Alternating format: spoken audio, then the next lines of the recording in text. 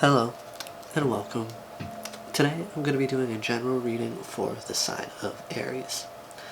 I'm going to do my best to keep these a bit shorter. I have this fun little timekeeper here that is exactly 15 minutes. So once that sand runs out, so it is the time for the reading. Let's see if I can make that happen. I love a good challenge. I myself am an Aries, so let's go. Alright, let's see what does the Aries collective need to know at this time.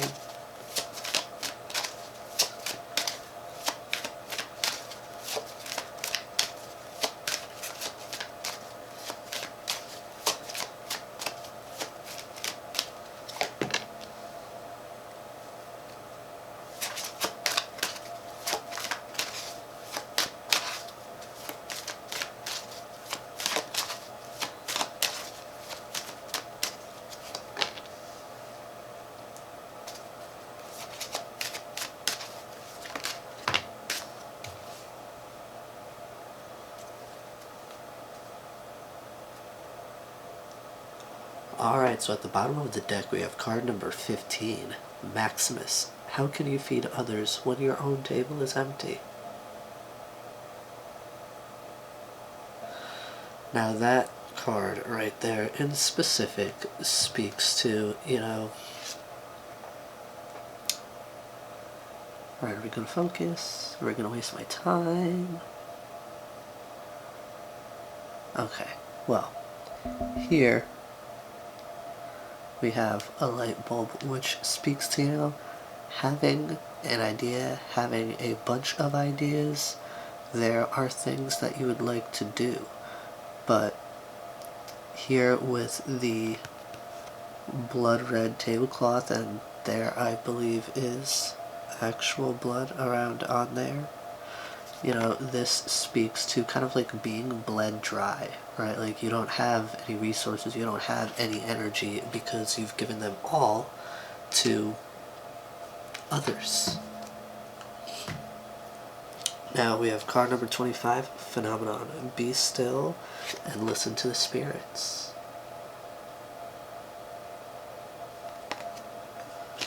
Along with Euphoria, card number 9, Euphoria. Honor yourself.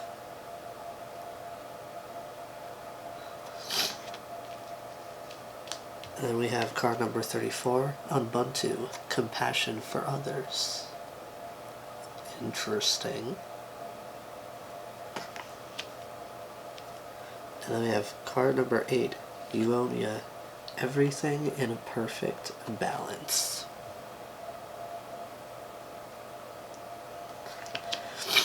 Now right away, including, the card at the bottom of the deck, I'm getting an energy of someone who's like a people pleaser, okay? And that is definitely like draining you of your energy. And all the resources in general that you kind of need in order to progress, in order to achieve what it is you would like to achieve, right? Because you're clearly not like a selfish person. If anything, you're an overgiver, and you need to work on that shit. But yeah, here with Euphoria, honor yourself, right? You really need to do for the self, and I feel like that goes hand in hand here with Phenomenon. Be still and listen to the spirits. That tells me, right, that you could need to really spend some time by yourself, spend some time in like meditation, connect with your ancestors, your spirit guides, even just yourself, right? When you connect with your intuition, you connect with the self, and you're listening to that like voice inside of you, which I would say is, your higher self, trying to guide you, trying to let you know what's going on, what move you need to make next, whatever question you have.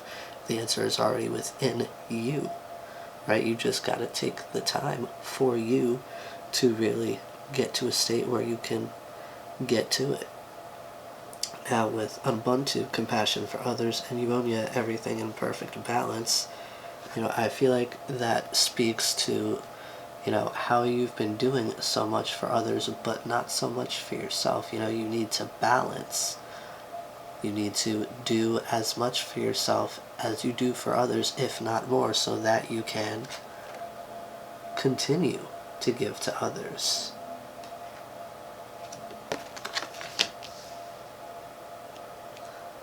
Alright, now let's get some tarot in this bitch. Alright.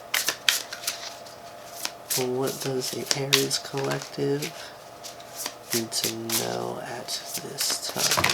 Whoa, excuse me. I'll take these two, but these like 8, not doing it.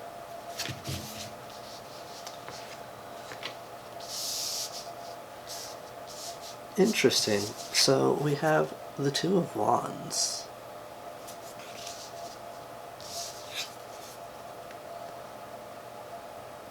And the Chariot. Because that Two of Wands speaks to some indecisive energy. You don't know which way to go. And I feel like, that being the first card out really goes hand in hand with that phenomenon card where you need to meditate. You need to reconnect with yourself so that you can figure out which way to go in order to achieve this victory.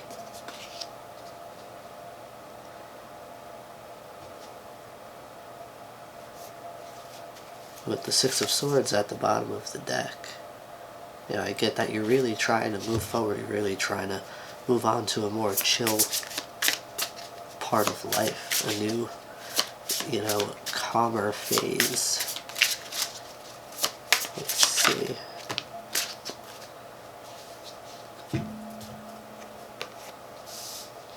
Yeah, because with the Five of Swords, I get that, you're really tired. You're over it.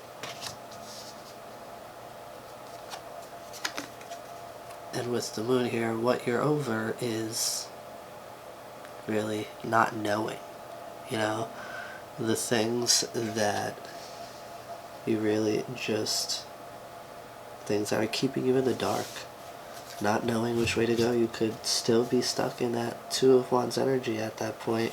And here with the King of Cups at the bottom of the deck, I'm getting that, there's some emotions that you've really been holding back now, whether they're romantic or not, right? It's something I feel like you need to express. That's going to help you find some sort of balance. But it could have to do with love, because here we have the Three of Swords speaking to some heartbreak. So that kind of changes the narrative a bit. I feel like there's a romantic situation in which you felt very defeated in, because you were kind of left without knowing which way to go, and that's put you in a dark space of like, well, okay, so where do we stand? What do you want to do? Don't know? Alright. Because here with the Chariot that you and this person can be very successful together. You two really have potential. And then here we have the Hierophant. This could maybe be someone that you had plans to marry, somebody that you'd spoken to like in that connection about marriage.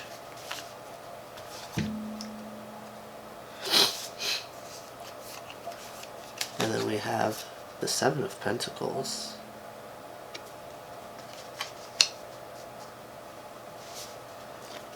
With the Empress. Yeah, with the Hierophant next to the Seven of Pentacles and the Empress, like, I really get that you guys had a lot of big plans, right? You guys were really planning to take the time to grow and reach this very, like, abundant state to where, like, you guys, like, to where you guys were, like, be nurturing the energy of this connection.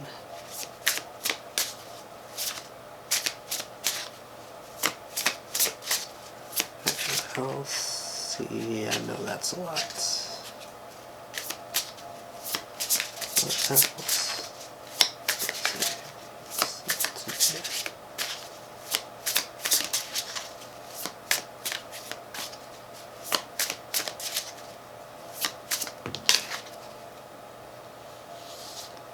And of course, who just came out? The King of Cups.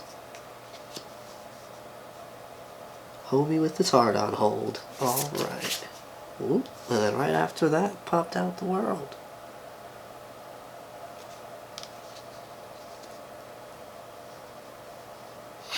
Excuse me. You know, I get that speaking up on these emotions, right? Reaching out, releasing all of that heavy energy that's really been weighing on your heart there. You know, it can help bring about a new cycle with this individual. Regardless of how things ended, you know, I feel like you might be the one who needs to reach out first and express, you know, what you've been feeling, what you've been holding back.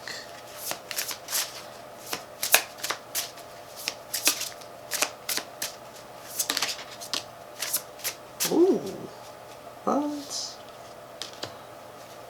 Alright, so we have both the Knight and King of Pentacles here. Yeah, you see, I feel like this is taken some time, but you know, once you reach out, once you release all that pent-up energy, all those emotions that have really been weighing heavy on you, you know, you're gonna get to a King of Pentacles status. Like, that's really gonna help you to move forward towards abundance and really, like, make it to the top, rather.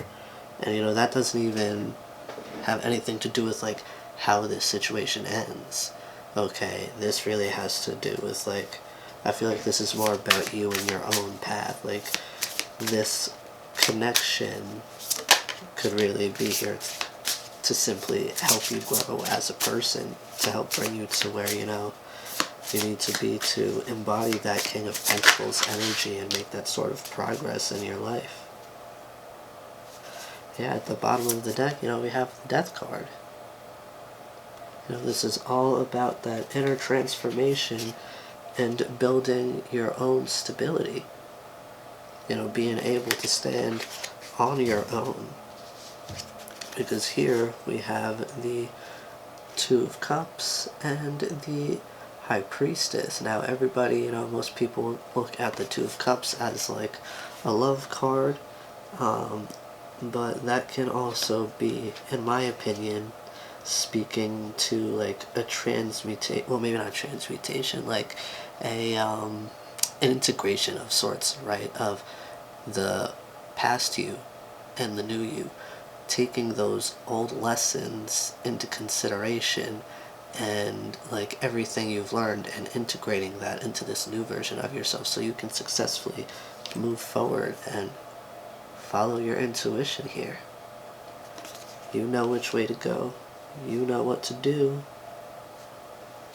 You just gotta listen to the inner you. Woo! Okay. We have the Celestial Weaver.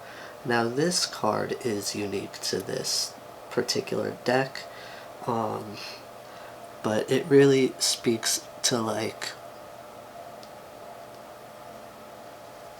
in this particular story, right, this is all about you and your path. This is all about you and the choices you make, everything you've done that's gotten you here to this point. And especially with the Two of Cups here, speaking to like the integration of lessons, you know, here with the Celestial Weaver, I really get that, you know, it's showing up here in this reading to symbolize, you know, the fact that you made this all happen.